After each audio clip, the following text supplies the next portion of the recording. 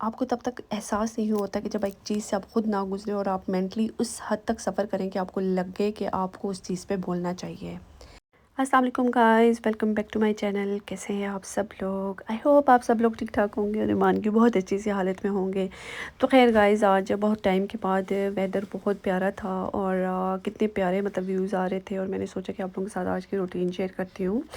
अच्छा, आज की थंबनेल और टाइटल से आपको आइडिया हो गया होगा कि आज मैं किस बारे में बात करने लगी हूँ, क्या चीज़ आपके साथ शेयर करने लगी हूँ जो मुझे इतना बॉदर कर रही है।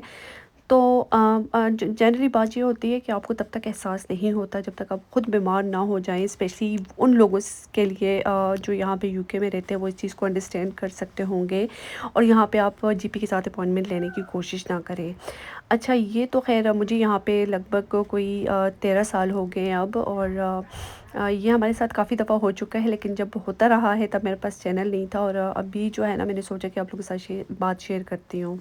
तो ख़ैर ये मैं आप बीती आपको सुनाती हूँ। मैंने लास्ट वीडियो में भी थोड़ा सा कहा था, लेकिन आई थिंक मैंने इतना ज़्यादा एक्सप्लेन नहीं किया था। मतलब ईद के थर्ड डे में तबीयत ख़राब हुई, मतलब ख़राब होने से मुराद कि मेरी बैक में इतना ज़्यादा पेन कि मैं पूरा 1 वीक मैंने बेड पे गुजारा है और इतना ज़्यादा कि मैं चल नहीं सकती थी या बैठ भी नहीं सकती थी। मतलब अगर मैं बेड पे आके बैठी हूँ तो दूसरा बंदा मेरी टांगें उठा के बेड पे रख रहा था। मतलब इतनी ज़्यादा वर्स्ट मेरी हालत, और पूरे 1 वीक मैंने बेड पे गुजारा है और स्टिल जो है ना, मैं 10 मिनट नहीं खड़ी हो सकती। उसमें ये हुआ कि मैंने जो है ना अपने जीपी के साथ अपॉइंटमेंट बुक की और उनको लगा कि मसल पेन है। उसने मुझे जो है ना 1-2 पेन किलर्स प्रिस्क्राइब की और उसने मुझे भेज दिया। ठीक है, फिर 3 दिन मेरी शदीद तबीयत ख़राब, मतलब मैं टोटली बेड पे थी। तो मेरे हस्बैंड ने कहा कि दोबारा अपॉइंटमेंट बुक करो, ज़ाहिर है इतनी ज़्यादा तबीयत ख़राब है। फिर मैं गई, फिर उन्होंने मेरा एक टेस्ट वगैरह किया जिसमें शो हुआ कि मुझे इन्फेक्शन है। फिर उसने मुझे एंटीबायोटिक्स दी और तकरीबन मैंने 3 दिन ली, लेकिन कोई फ़र्क नहीं पड़ा। फिर मेरी इतनी बुरी हालत, तो मेरे हस्बैंड ने कहा नहीं चले जाते हैं। अच्छा, वो तमाम लोग जो यहाँ पे यूरोपियन कंट्रीज़ या यूके में रहते हैं उनको पता है कि नहीं जाना is like worst experience ever, कि अगर आप नहीं जाते हो तो 6 to 7 आवर्स या 8 to 9 आवर्स आपको मिनिमम वहाँ पे लाजमी लगेंगे कि आपने वेट करना और उसके बाद आपका चेकअप होगा, उसके बाद आपकी चीज़ें स्टार्ट होंगी। तो मैंने हस्बैंड से कहा कि मैं 1 आध दिन और वेट करना चाहती हूँ, because I don't want to go to any at all, क्योंकि मुझे पता है कि उसके बाद आके मेरे साथ क्या होना है। लेकिन खैर मेरे हस्बैंड ने कहा कि देखो हिम्मत करो, क्योंकि अल्ट्रासाउंड स्कैन हो जाए, इस टाइप की चीज़ें हो जाए तो एटलीस्ट पता चल जाए ना कि क्यों इतना ज़्यादा पेन हो रहा है। खैर बहुत मुश्किल से आई गैदर दैट स्ट्रेंथ और मैंने कहा ठीक है।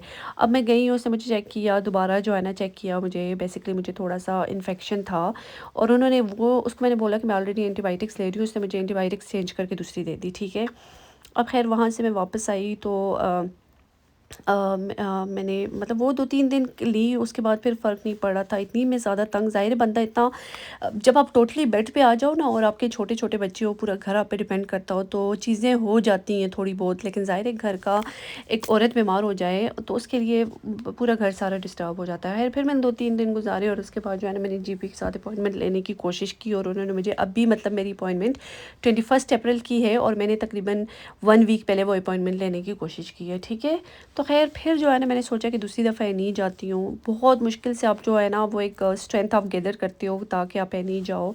तो मैं गई तो उसने दोबारा मुझे मतलब टेस्ट वगैरह किया, उसने कहा इन्फेक्शन है, लेकिन unfortunately I can not prescribe you anything और मैं तुम्हारे जीपी को बोलूँगी तुम्हें स्टेरॉइड इंजेक्शन दे, उसके अलावा ये स्ट्रॉन्ग पेन किलर्स आपको चाहिए, ये वाली से आपका नहीं होगा। तो मैंने उससे बोला एटलीस्ट मुझे एक्सरे वगैरह दे दो। तो उसको कहती है कि एक्सरे में कुछ भी शो नहीं होगा। मैंने कहा MRI वगैरह, तो कहती है नहीं वो रिफ्यूज़ कर देंगे। इनका ये होता है कि ये बस करते ही नहीं, आपको रेफ़र ही नहीं करते। तो अगर एनी में अगर वो आप लोग लिख के दे दें ना तो वो सेम डे हो जाता है। अगर जीपी के थ्रू आप जाते हो तो वो तो कभी कभी 2 मंथ्स लग जाते हैं। तो खैर उसने मुझे कहा कि तुम जाओ और मैं तुम्हारी जीपी को ना लिख रही हूँ। ठीक है, अब मैं घर आई, मैंने कहा अभी दूसरे दिन का वेट करना पड़ेगा। मैंने दूसरे दिन फिर अपॉइंटमेंट लेने की कोशिश की। सॉरी ये स्टोरी थोड़ी सी लंबी हो रही है, लेकिन मैंने सोचा कि शेयर करती हूँ। तो मैंने उसे बोला कि अगर आप लोगों के पास अपॉइंटमेंट नहीं है तो काइंडली मुझे एक्यूट इलनेस की दें। अब खैर मैं एक्यूट इलनेस वाले के साथ अपॉइंटमेंट थी, मैं उधर गई, उधर डॉक्टर था, डॉक्टर अच्छा था। मैंने उसको सारी मतलब बताया, मैं इतनी नॉय, मैंने उसे बोला कि आई हैव नो आइडिया कि वेयर टू गो एंड कौन है जो आपका प्रॉब्लम सुने। तो मैंने कहा कि मैंने स्टेप बाय स्टेप मैंने उसे बोला कि मैंने सारी चीज़ें एक्सप्लेन करना चाहती हूँ। तो खैर वो अच्छा डॉक्टर था, वो फिर समझ गया कि तुम्हें बैक क्लिनिक के साथ रेफ़र करना चाहिए और ये वो। तो कहते ये मसल इशू नहीं है, कोई बैक का इशू लग रहा है। तो मैंने मुझसे बोला कि ऑब्वियसली ये रिपीटेड इन्फेक्शंस आ रहे हैं मुझे, और मसल पेन कैसे हो सकता है, मसल पूरा 1 महीना हो गया कि मैं मतलब इतना सफ़र कर रही हूँ। तो खैर मैंने उससे बोला कि तुम मुझे रेफ़र कर दो। कहता no sorry, this has to be done by your regular GP, I can't do unfortunately.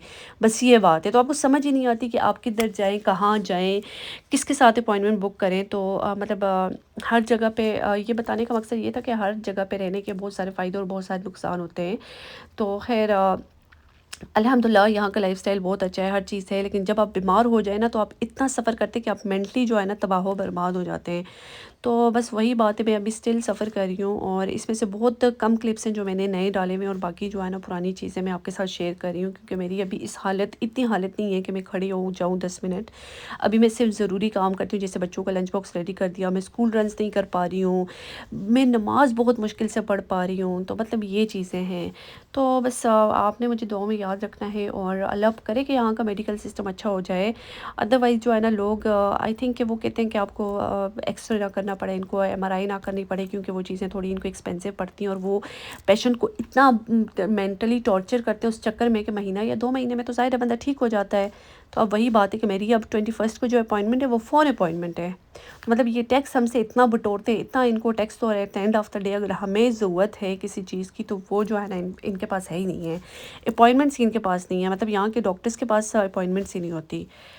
तो बस फाइनली मैं इतना तंग आ गई थी, इतना तंग आ गई थी कि मैंने सोचा कि चलें आप लोगों के साथ शेयर करती हूँ। मेरी जो है ना इतनी वो तबीयत ख़राब कि ज़ाहिर है, मतलब ज़ाहिर है पूरी रूटीन आपकी डिस्टर्ब हो जाती है, पूरी लाइफ आपकी डिस्टर्ब हो जाती है, आपका घर, आपके बच्चे। तो पूरी ईस्टर हॉलीडेज़ अराउंड 3 वीक्स की ईस्टर हॉलीडेज़ थी। हम लोगों को बहुत सारे प्लान्स थे, इधर जाना उधर जाना, और बीच में 1-2 दिन में तबीयत ख़राब हुई। तो बस ये रिवर हमारे घर में से कोई लिटरली 5 मिनट्स की ड्राइव है, और इधर बच्चे आ गए।